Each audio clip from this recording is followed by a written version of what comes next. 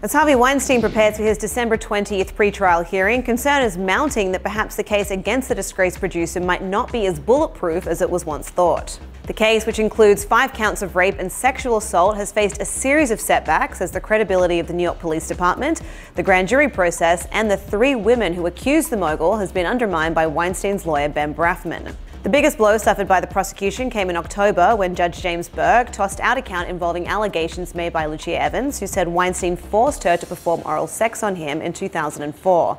Evans's grand jury testimony was thrown out because an NYPD detective failed to pass along information to prosecutors that contradicted the former actress's account. Another setback came in the form of a series of emails presented by Brafman, which had been sent to Weinstein from accuser Miriam Mimi Halei, who wrote sentiments such as "miss you too" and "lots of love."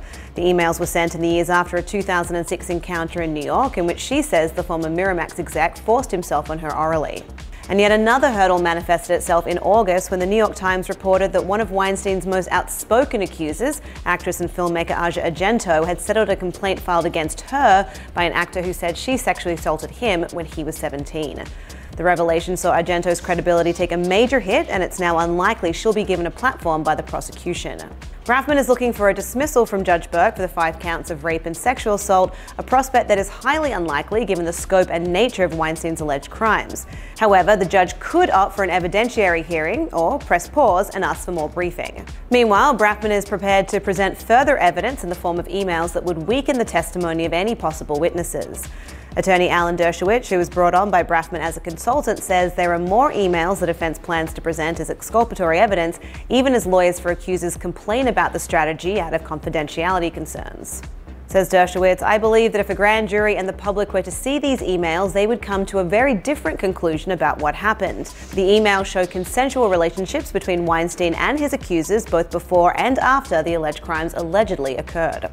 So, do all of these new developments mean that the once all-powerful producer could escape jail time? According to defense attorney Roy Black, who was not involved in the case, I see this as the clash between the aspirations of the Me Too movement hitting the legal requirement of proof that's required in a criminal case. Once you get into a criminal case, you have to have people who can stand up to cross-examination and stand up to the focus that's going to occur in a criminal case. I think that is what is happening now. Added Weinstein's publicist Judah Engelmeyer in a statement, "Let's not make this about what it isn't about. This is not anyone putting the Me Too movement on trial, but it is about one person's right to due process." To read more on this ongoing story, head to THR.com. For the Hollywood Reporter News, I'm Lindsay Rodriguez.